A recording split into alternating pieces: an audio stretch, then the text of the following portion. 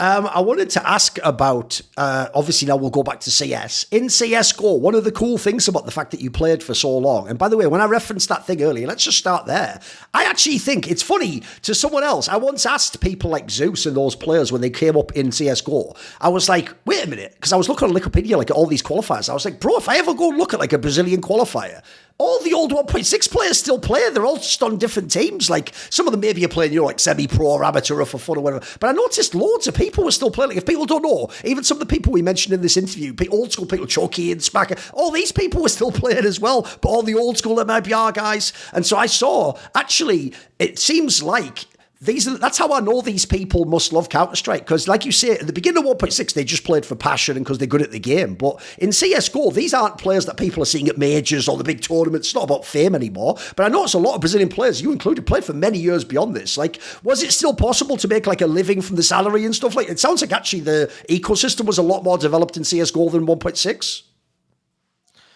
Yeah, I think as soon as Luminosity started winning some tournaments, there was a lot of, big opportunities in Brazil as well. That's, very, very, a lot of orgs wanted to do the same, that there was like stickers starting to go out and stuff like this. So yeah, I think there was a lot of opportunities for everybody. There's also like, there's a lot of players that became streamers, maybe like, analysts and stuff like this. So I think there's room for everybody, because esports is so big in Brazil, and you can do a lot of stuff, inside the game, outside of the game, like as behind the organizations. Bruno is on Pen Gaming, I'm on MIBR, Neck is like a streamer right now. He was a coach until today, but as a streamer, and that everyone like. It's very good to see that everybody follow their path on the esports, Yeah, it's cool. They had like a proper career. It wasn't just a small thing. They've got to have like a whole adult career, dude. I think it's dope, dude. Yeah. It's amazing. Yeah, it's amazing. I think this show a lot of passion. The passion I said about the game back then, because we played without any money and stuff like this. People are still passionate. Of course, it's still.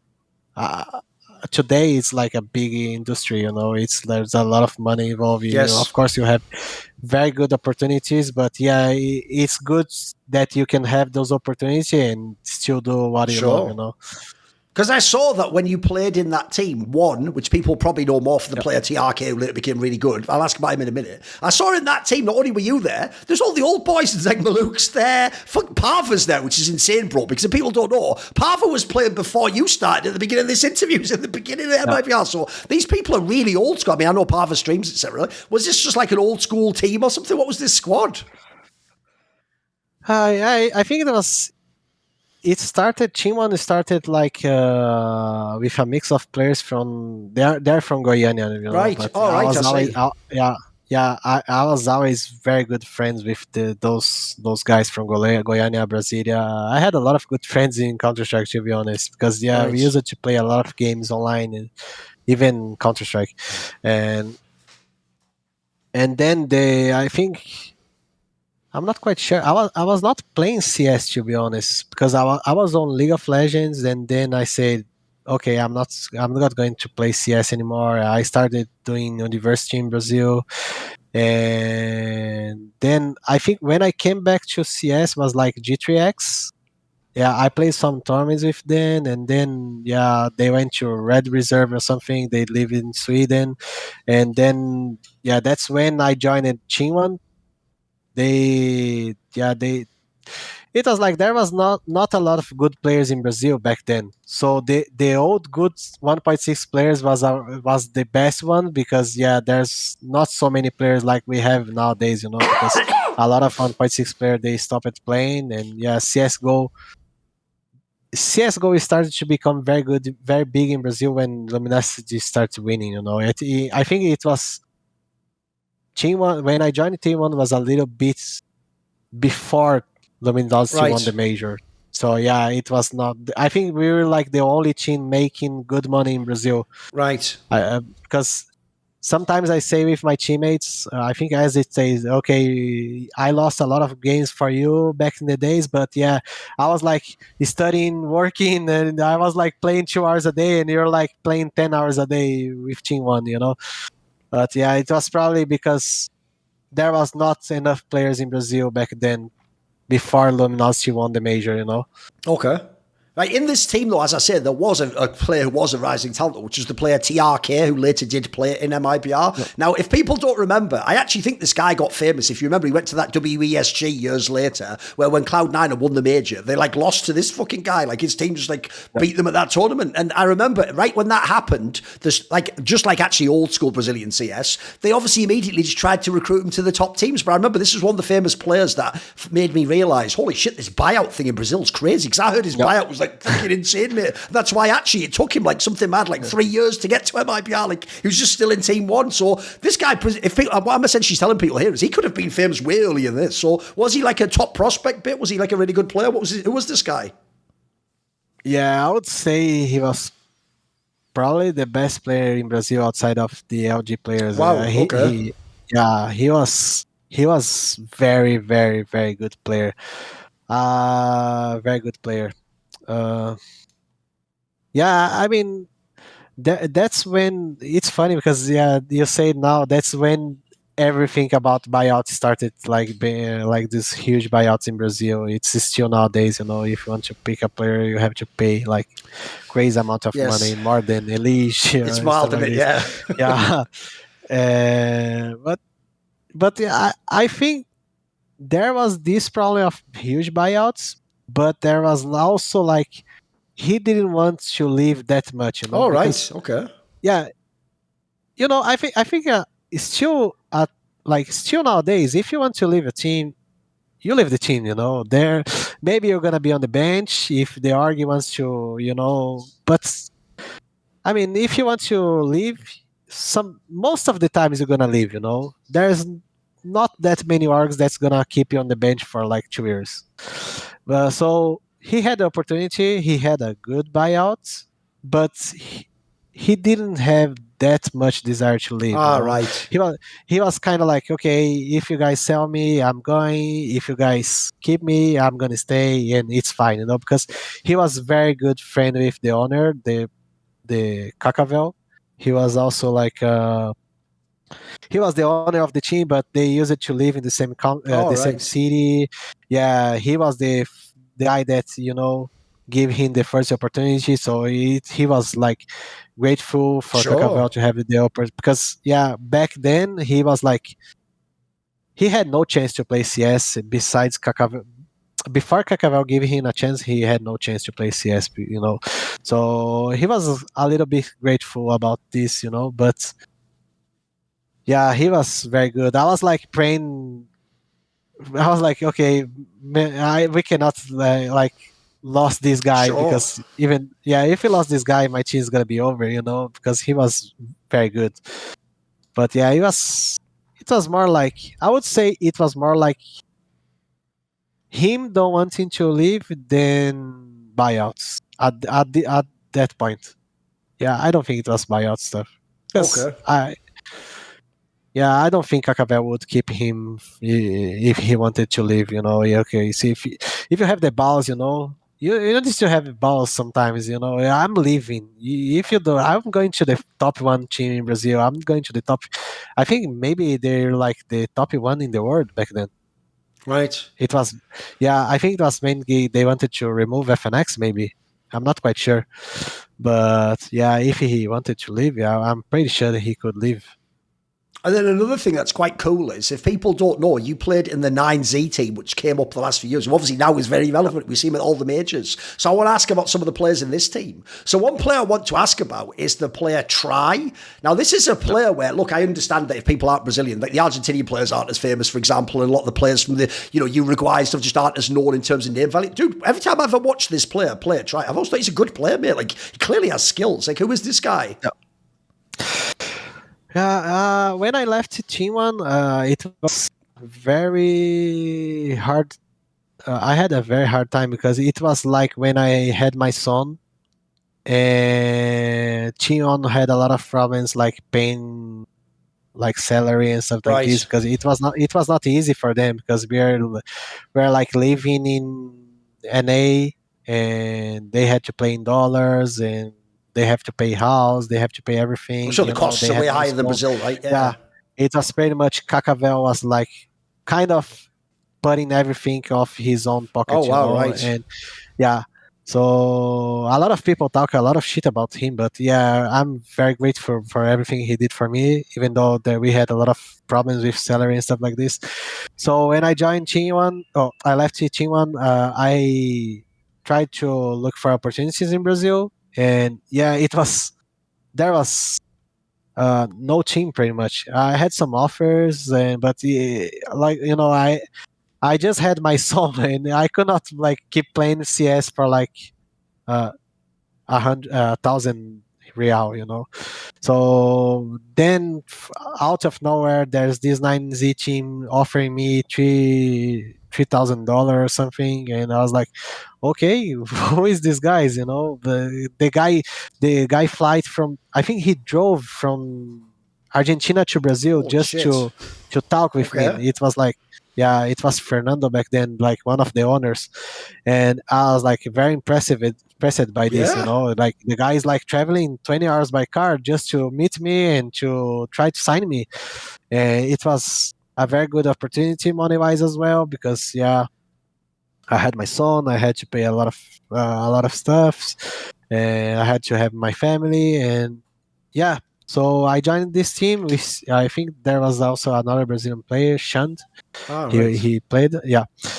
And then I think at the first week of the team, there's one guy that's Gishoro or something. I don't know how to spell his name, but he talked some bullshit about another girl from the same org. He was like making some stupid commentaries. Yeah, he was making some stupid saying stupid things. And I was like, okay, he's out of the team at the first week, and we have some tournaments, and we don't know. I think 9Z didn't want any other Brazilian players because they already had two, so they wanted the Argentinian player. Sure. And okay, I have no idea about any other Argentinian player to play, so we I think we called another guy, and he had like I think it was Roy or something, his nickname, and then he had problems with his PC, so he could not play the tournament. And then okay, we have to play with Try, and Try was like 16 years old. He never played any tournament. Oh, I think he wow. never played. Yeah, he was like a very young player. He was not even Alper, and I didn't know he was Oh, not Alper. right. To be Right. honest, yeah. And then okay, you're gonna play tomorrow. You have to be Alper. You're not Alper, but I don't care. I didn't know about this, Right. and I don't know. For some reason, I tried to pick up some Brazilian players, but 9Z didn't want, because they want Argentinian players, so we could keep the majority of the Yeah. players from Argentina, because obviously they are from Argentina. It makes no sense to have three Brazilian players at their team, and I don't know. He started just like Fallen, just like I said about Fallen. He started to learn so fast. He was like, yeah, okay, the first week he was like doing bad, and then he was doing fine, and then he was doing good, and then okay, this guy is amazing. He is like destroying everyone in Brazil, like. And yeah, he was putting a lot of numbers. He loved the game. He was very, you can see that he was fast learner. Right. He at 16 he was already speaking English. He has good education and all this kind of stuff. So it was very easy to deal with him. And he was amazing. He was probably one of the best players I played with. It's To be honest, I expect him to be probably the next big thing in Oh, Brazil, wow. just Right. You like thought he'd be even Fallen better from than now. there. Right. Yeah, Okay. yeah. I think maybe he took some bad decisions in his career, but yeah, I think he's still very young. He's still very good. I still talk to him nowadays, because yeah, he even called me his father All sometimes, right. because yeah, he was 16 when he Right. joined my team. Yeah, I have a very good relation with him. He's a very nice guy. By the way, that part in itself must also be quite surreal, right? In the beginning of the interview, when you come in the scene, you're literally like a 14, 15-year-old kid, but you're the young guy and everyone else is up here. And then now, obviously, in CSGO and CS2, you're the elder figure. Like you say, you're the father figure to some of these people, right? Must be a totally different experience. Yeah, it was very different. When I joined 9Z, I had no expectations. It was always like this for me. I had no expectations, but I love to play. I love to dedicate myself for the game. So I was putting a lot of hours on 9Z, helping the players. I was like making the play. At some point, we even had Mayor in our team. He left in MIBR to join 9Z. I was like, oh, why is this guy coming to our team? But yeah, I don't know. It was 9Z was probably one of the biggest projects of my life. It was like when I talk about them, I'm so happy, because I know I helped the players to become very good players. They went to some major when I left. Yeah, I still talk to a lot of most of them. I have I have a lot of love for most of the guys that I play with on 9Z, even the org. They are very good guys, and it's kind of the same as Team One. It's just one guy that lives the dream. And, of course, it's different because Frank Caster, the owner of the team, is like a huge streamer in Argentina, but it's still just him, living the dream of making his team becoming a big thing in the world, and a lot of sacrifice, to make everything work. So it was very good times in 9Z. I have one more player from this team I want to ask about because he still plays in 9Z to this day. And he's one of the best players. It's the player DGT. Yep. This guy, I mean, must be a good player. I've watched him play. Looks like one of the best on that team. Yeah. He was. When he was on my team, he was probably I think he was the first one that joined 9Z. Oh, right. He was already on 9Z for like 2 years. I think he's like on 9Z for 7 years now. Wow. Yeah, he was not like he was not learning as fast as Try, because Try was crazy, Try was like learning so fast, but he was still like learning day by day and stuff like this. And he at some point he took more time to become a very good player, but he got there, And I still talk. It's the same. I still talk to him every tournament we met. I spend time with him. He's a very good player. He is also like he's more like, I think he was kind of like he wanted to become like the hops from Uruguay. He was like watching a lot of hop stuff. He spent a lot of time like watching the game. He's also it's funny because I think 9Z had the potential to be like just like KG, Kaboom, like Luminosity. I think they had the opportunity back then, maybe 2000.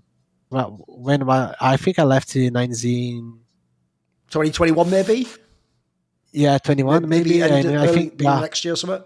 Yeah, I think when I left 9Z, they had this crazy potential. They could become like probably what they could become what Furia cannot reach. Right. Like maybe that. Yeah, I think they had the potential, but I think they kind of missed a lot of opportunities. Maybe change maybe one different change. Because back in the days, Kaboom took a lot of risks. They left Kaboom to join Cage, they left Cage to join LG, they left LG to join SK. Just they had like this. Okay, I'm gonna make it. Doesn't matter what. I think 9Z, they could be the team that could do the same. But they had a lot of loyalty for 9Z as well, which is beautiful as well. It's still nowadays. They are still very loyal to 9Z, which is very nice. And I still hope they can make a very good level Counter-Strike. If people look in modern professional Counter-Strike, it's not really a surprise most of the coaches were the in-game leaders of the past games or CSGO, etc., because obviously that role is suited to thinking about the team setup and the strategy and stuff, right? I'm actually surprised. Normally I'd ask someone, why did you quit playing? It's the other way around. I'm surprised you didn't become a coach earlier. Like, why did you play for so long? You just love the game that much? Like, you played basically all of CSGO pretty much as trying to be a pro player. Like, I feel like, maybe I'm wrong, but surely someone like you could have been a coach of, like, real MIBR, like, with fallen than them years earlier if you wanted. Couldn't you have had these opportunities if you'd wanted? I think I maybe had opportunities back in Kabul with Allen, Ferris, and all those players. I think they called me to be coach, but Right. to be honest, it was probably the beginning of CSGO. I didn't want to go back to CS. I was like on this university and stuff like this. So it was probably the only opportunity I had to coach those guys. And I probably didn't want to coach anybody else, because, back to Team 1, we were like the top 2 team in Brazil, maybe some point 3 because of Games Academy, Tempo Storm. So they're probably the only team I would coach, So there was no opportunity. I didn't think about it, to be honest. I still wanted to keep playing. 9Z was a great opportunity for me. We started doing very well in 9Z as well, because at some point we were like winning everyone in Brazil. We were like going to Blast, and then out of nowhere we beat with Vitality, the Blast, which was like crazy, and we had a good game against Heroic, and okay, maybe this is working. And then when everything happened, like we lost try to 0-0 Nation. It was like I saw that this was going to be like the thing, I was going to make very good players, and then someone's gonna steal because right. there's a where like 9Z is paying like $2,000, but 0-0 is offering try Right. like 15,000. Right. We're like, I see. I was like, okay, this is gonna keep happening, So maybe this doesn't make sense for me to because maybe if we keep the same lineup in 9Z, I could have keep playing because I saw a lot of potential of the guys, and I definitely think we would go to majors with this lineup, but then try left, and MIBR asked me if I want to be coach, and there's a lot of this. I not being how do I say Hypocritical, yeah. Of course, money matters when you have son, and Sure, yeah. when you're getting older, and MIBR had a good offer for me, and I saw this as opportunity, because as a player I could still compete at the high level. I could make 9Z go to maybe one playoff, maybe to a major, but I don't think as a player I could still win a major, and I saw this as opportunity as a coach that I could start my career again, I can be on a MIBR today, I can be on FaZe tomorrow, I can, there's no age restriction, as a player I'm not going to I knew I was not going to Furia, I was not going to SK, I was not going to LG. I had to beat my own team. Everyone's gonna steal my players, and it was gonna be this cycle, and just when MIBR approached me, I saw this as an opportunity to start over my career and to have the same opportunities as I had as a player when I was younger, I mean, look, it's an obvious question to ask, but bearing in mind MIBR, the brand, which, by the way, I still think is what, if people don't know, the Immortals North American organization, the one that brought back it, I still think one of the smartest marketing moves ever, because that name is iconic within Brazilian esports. I mean, it's even the perfect name, fucking made in Brazil. What a great market angle. I noticed they were smart, which is all the coaches were all the legendary players. Like, Kogu did it a little bit, Nak was there for a while, and then you came in. Like, again, even though it's not the players from your era, if you're going to do a coaching job bit and you get an offer from MIBR, it's like if you used to play for Manchester United, of course you want to play for Manchester United as a manager now. Like, it's the best, it's the obvious gig to take, right? I mean, I assume it was an instant yes, pretty much. Yeah, even though nobody from the org nowadays is the same as like Paulo is not in charge of MIBR, and yeah, it's different, but it's still a good feeling to represent the tag that's Yeah. it was the peak of my career, you know. I used it to play on MIBR at the top level of Yes. in the world, and it would be very cool if I can reach this like 20 years after, you know. It's going to be amazing if I can reach the same thing like so many years after. Yes. So it's a good feeling to be still on this team. Yeah, this is, I would say 9Z and MIBR are probably the orgs I have like the biggest respect in my career. You know, they are the ones I like the most. Let me ask about some of the players in the MIBR teams you've worked with them, because obviously, especially in most recently, if people didn't watch the most recent major, MIBR is getting pretty good right now. Like they used to be just another team. Now they're actually can beat some squads and get some real wins. So one of the players that actually was in an early squad that you coached was obviously the player who's now in Furia, Chelo. And I want people to understand this. In Furia, it looks to me, mate, like they just, you know, in a lot of big name teams where you have lots of star players, there's always one player that just has to be the one who has all the shit rolls and doesn't get either spot. It looks like in Fury they just did that to him, because I remember this guy who was in Imperial, mate, was a way better player. He was like one of the best players in the team. So when he was in MIBR, was he like a star player? Was he a talent? Who was this guy? Yeah, in MIBR he was like the star player for sure, because Cello in Brazil he was always like he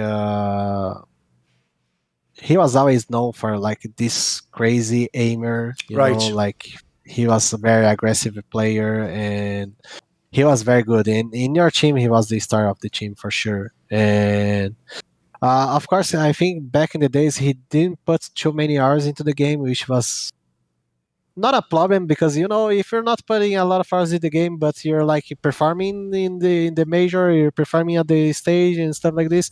If you're like making it work, it's just like, for example, Fer is also known for being a player like he was like playing PUBG and stuff like I heard other sometimes games he was only before. playing the scripts, Yeah, bro. He didn't even play any yeah. games aside from that. But yeah, but if you're like making it work in the game, I don't care to be Sure. honest. If you're Okay.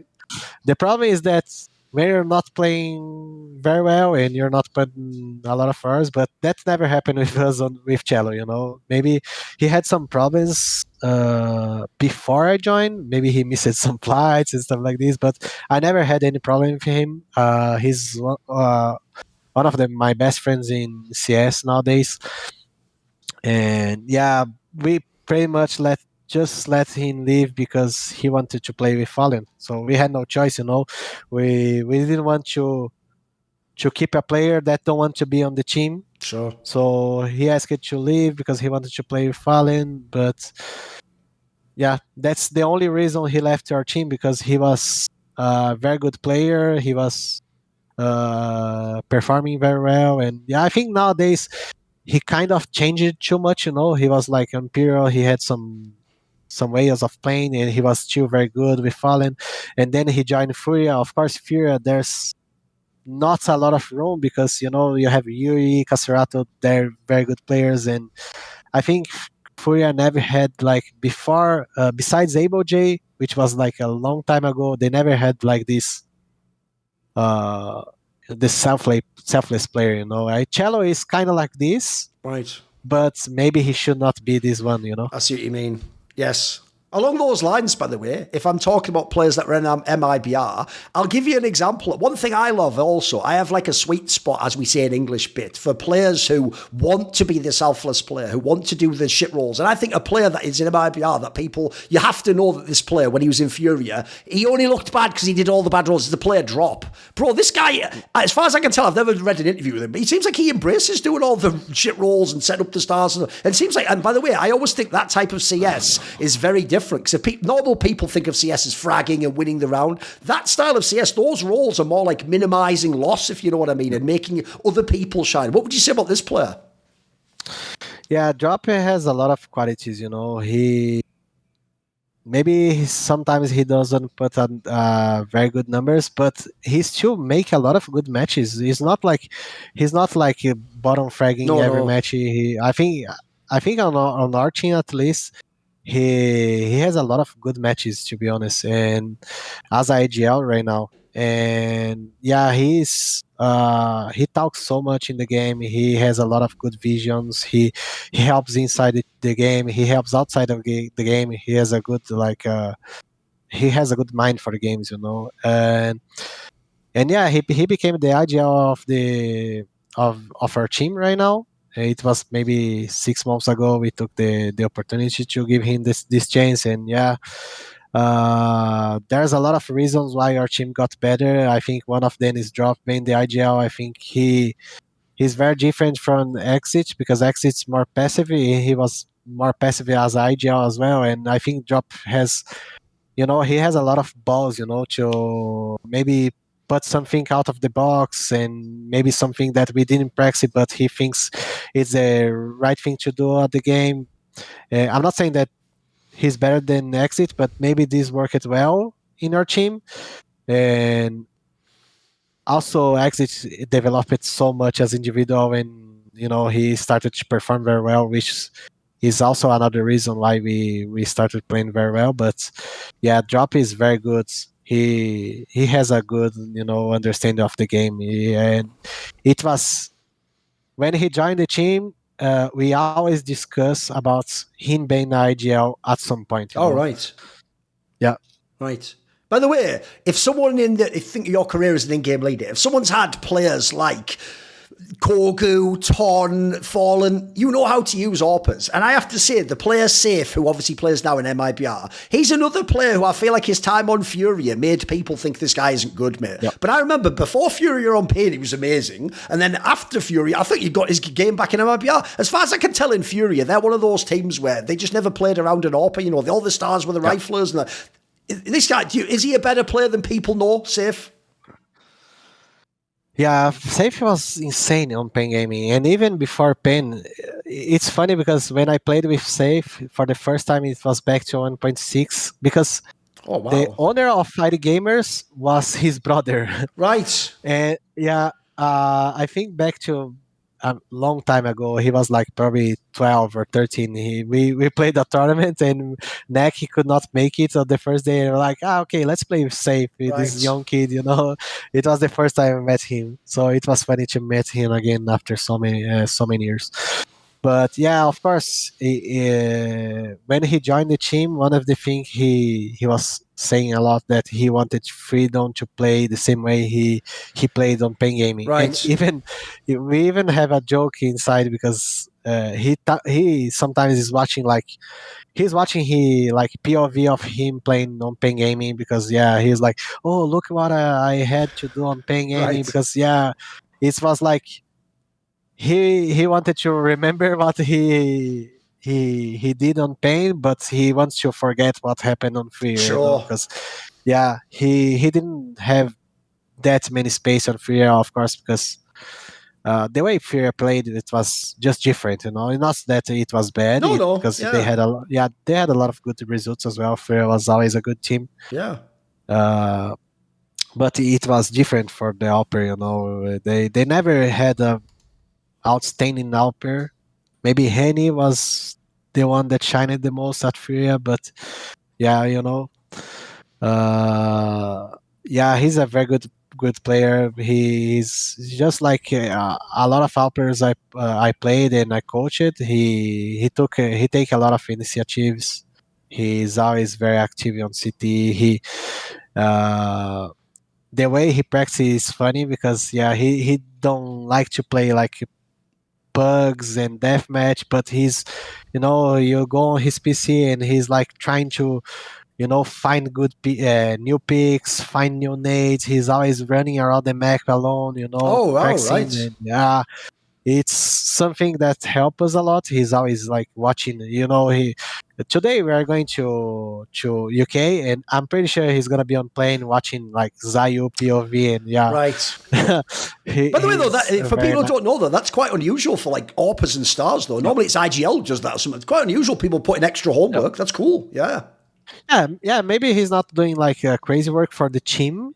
It's more for himself. Right. But there's always this new nade or this new stuff he's gonna bring for the team, So it's very good to have him on the team. He is a very nice guy. He's very easy to deal with. He never creates any problem in the team. Yeah, and yeah, I have only good words to talk about safe.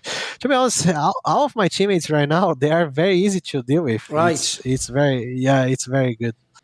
Well, in the current team, I saved him till now because I think this guy's fucking. I'm a fan. I'm a fan of Insani, mate. I think this guy's. I think his name is appropriate. He's insane. Like I'm not even just talking about recently. I know people saw it this last major, but if anyone watched for like the last year of CS, this guy's just really good. Like again, that eye test, he checks out immediately, but he has an amazing eye test. Like if we were saying some of these other people could one day be, like what Cold Zero, this guy, I think if he actually tries, he could be like a Cold Zero or a Fur, right? A truly great player in the game. Yeah, just like you said, when you see people on Praxi, they're like there's those very unique players that you see him on Praxi. If you see him on tournaments doing this crazy stuff, you see him on Praxi, you're like, okay, what is this guy doing? Like this guy, there's very few players I played. You're like very impressive, like you're watching a Praxi with Kogu, you're watching a Praxi with Fallen, you're watching a Praxi with Try, and then you're watching Insani right now. This is like the all the things he does, you see that he's different from everybody else.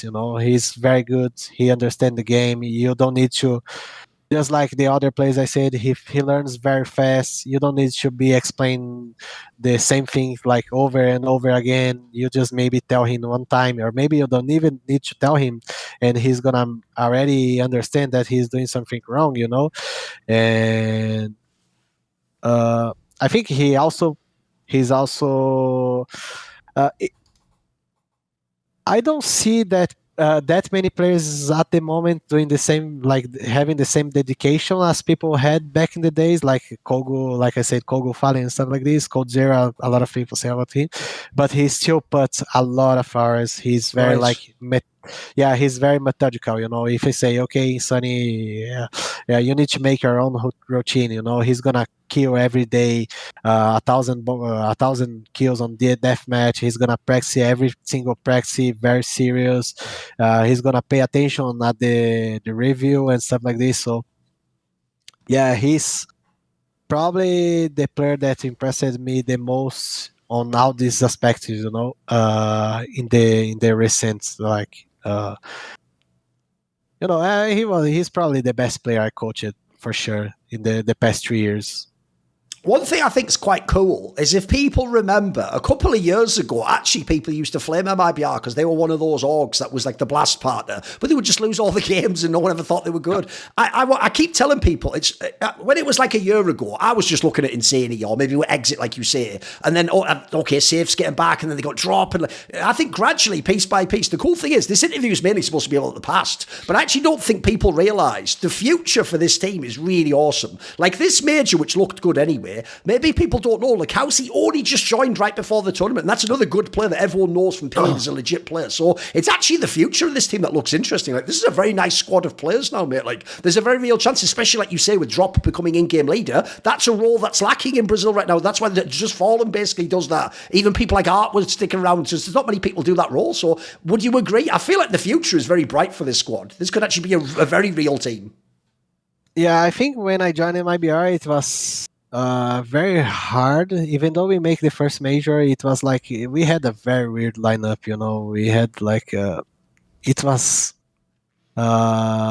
very hard to get to the level we are today, because it's very difficult in Brazil to sign players, to took the risks. Yes. And like when we signed Insani, for example, it was we never know if he was going to be that good. Right. Maybe Bjarnzan, he had like this chance to play against Navi, and he did very well, and it was a good showing. Insani was like out of nowhere, and yeah, we had to take a lot of risks, sign safe and drop when they left Furia, and now remove Bjarnzan to buy Lucanzi. And yeah, I think right now we have we are where we wanted to be. You know, we have like a very mix of young players, veteran players. We have safe and exit there. They've been playing for a very long time, and we have three guys that are like 20, 21 years. You know, they have a long road of Counter Strike. So I think right now we are very happy with the team. I think we see a lot of potential. You know, Lukanzi, insani, they're crazy aimers. Exit is a very good anchor. He's at the right place right now because he was IGL and he had to move a lot of positions, Right. CT and ST, yeah. And right now he is in a place where he can just frag. He can be this kind of player because at the end of the day you need the five players if you want to win a tournament. Like just Spirit right now, they won the major, and Magic's had like the craziest It run was in insane, wasn't playoffs. it? Yeah. If you want to be a champion, you need the five players killing you at the end of the day. And yeah, Exit is doing them very good as individual safe as well, drop as well. So I think I'm very happy with the team right now. I think we have the right pieces to become a very good team. And as you said, uh, we we bought Lukanzi, and we thought it was going to be very easy transition because Lukanzi is very aggressive and The Bearzan roles was made very sense. aggressive as Yes. well. Yeah, Yes. it was like at the paper, it was like, okay, this is easy, just trade one for one, and Lukanzi is gonna be in very good positions to kill and stuff like this. But it was way harder than we thought because Bearzan was Right. like, even though he was aggressive, he was like, it was mainly he was more like we gave him direction and he could do everything. But Lukanzi, he wanted to do a lot of stuffs on his Right. mind. He was like he needs to have freedom to do his own thing. So that's why I think we need more time to adapt. Because we've been playing together for maybe 2 or 3 months right now, which is very it's yeah, we need more time, but Sure. we're gonna be there. Even though over the last few years, like obviously I interview all sorts of people, really old school people from the modern day, people from other games. I have thought over the years and tried to see if we could do one of these interviews. But one of the things that made me remember and think to do it was I just remembered thinking, this is actually insane because like I said at the beginning of the interview, I remember when you were a teenager and you came into the scene like 20 years ago, and 20 years after that, you're the coach of MIBR and they're like beating the number one team in the world, Navi, at like the major. That's kind of a crazy story. I mean, think about what we were talking about earlier. Nobody even knew CS was like a job. We all thought this was just fun, and we do it for a few years. It's kind of wild to think you could have 20 years later, you could still be relevant in the scene, and you've got a whole nother career. It's amazing, right? Yeah, it's amazing. Nowadays, it's very different. Of course, I still love the game. I still like. I'll be honest, I don't play the game anymore. Maybe I play. I was talking to my teammates now, maybe some days ago. I was like, maybe I played 100 matches of CS2 since the game was released, which is like Right, right. very, yeah. Was not a lot of games, and sometimes I play with them. Face it or stuff like this, but I still love to the part of competition.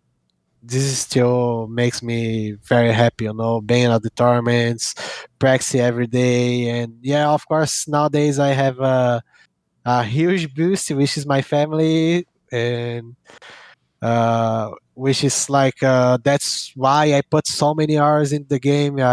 I've been away for them, like sometimes I spend like a month, 2 months away from my home without my son, without my wife. So it's hard, but yeah, there's still passion for the game for sure. There's still passion for the competition. I still put so many hours because yeah, there's a lot of uh, it's not hard for me to wake up in the morning and go to PC and watch some stuff. It's more like okay, I like to do it. It's not like I have to do it. Right.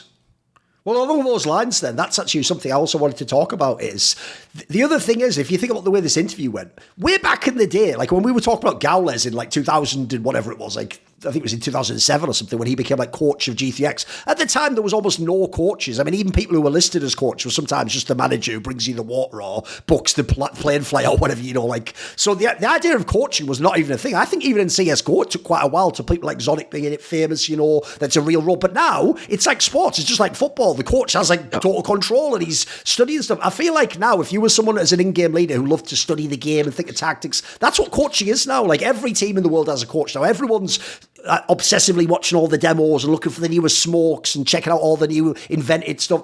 It sounds like you still have a passion for this. You enjoy it. You like diving into these things and finding the new stuff. Yeah, to be honest, nowadays it's very different. Like on the MIBR today, we have like psychologists, we have nutritionists, we have we have a lot of people that we try to use them as much as we can. We're at the tournaments, we try to. I think like every percentage you can make out of those guys is important to maybe win a match or maybe lose a match.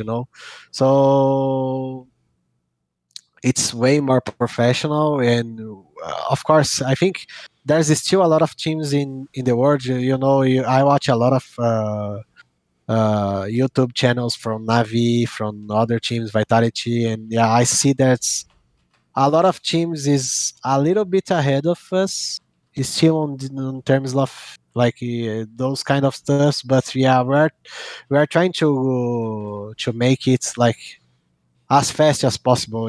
I think MIBR as a org is doing amazing. I don't get a bit back. Still hear you. It's all good. And I enjoy the difference between back in the days and nowadays. It's, of course, it's you have to learn every day what you can change, what you can improve. Back in the days, it was more easy. It's like, okay, you sit and you watch and create tactics and you talk to your teammates, and it was more simple. Nowadays, you have a lot of stuff that count. It's fun. Since you played for a very long time, and obviously a lot of your biggest success as a player was in 1.6, I want to ask this question, which is, how would you like people in Counter-Strike and esports to remember BIT? What would you want them to think of when they think of your name?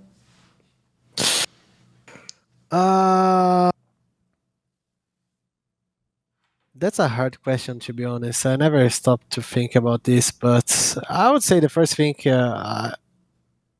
it would be to be as a champion, because that's what I work for every day. I want to have the feeling of becoming world champion again at some point. But there's a lot of stuff going through my mind when I stop to think. Like I love to help young players, to be honest.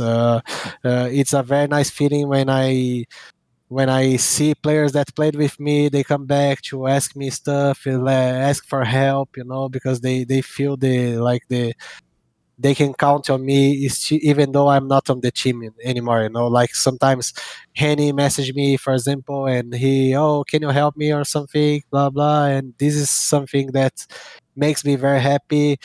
Sometimes even people like that never played with me, like maybe a lot of people don't know, but I'm very easy to to get in touch, to help, maybe take an hour to help join the server, talk about CS and stuff like this.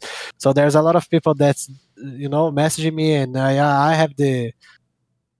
I'm very open to help people, and I think this is also one very good thing. Maybe people can remember me is like as a person that helped other players to become better, And this is part of the coach as well. Yeah. Right, at the end of this interview, BIT, do you have any final words? Do you want to thank anyone or say hello to anyone? No, just thank you for the opportunity. To be honest, I watch a lot of reflections on your channel. There's a lot of people. I remember the first one I used it to watch a lot was Double Lift. It was long Oh, time right, from ago. League of Legends, sure, Yeah, yeah. yeah. We're back in the I day. was, I, wa- yeah, I was very, very impressed by how many things you. I think there is a part where he even said, "Oh, how do you know this? I Yeah, don't he was even surprised that remember." like Yeah, I found some like nerdy details by researching. Yeah, yeah, true. yeah. I shocked him, I It think. was it's yeah, it was very funny, and yeah, I watch a lot of your content. Yeah, this was probably the reason why I wanted to be part of, because I know a lot of players, they read this and they watch this and they can take some tough stuffs off. They can Right. learn something. They can maybe have good memories of something Yeah. from the past. Yeah, so this is very funny. Okay. Muito obrigado. Muito obrigado. They say no man is an island. We all need people who've got our back. And supporting me and the content on my channel are the following people: Matt Pugnaccio Racula, The Concept, Animosity, Bane Diesel, Ben Glass, Jason, Jensen Gore, Tosh, Toucan, and you know it. Always a special thanks goes up to my main man, Jerky's Minion. Do you want to ask a question for my video AMA? Do you want to take part in one of those lengthy discussions where I talk about whatever topics are on your mind? Do you want teasers, find out who the upcoming guests are, or maybe even to suggest a guest or a topic for my content? If any of those perks or others catch your fancy, well, put your money where your mouth is and join the Skrill Illuminati today, where? In the Patreon link in the description box below.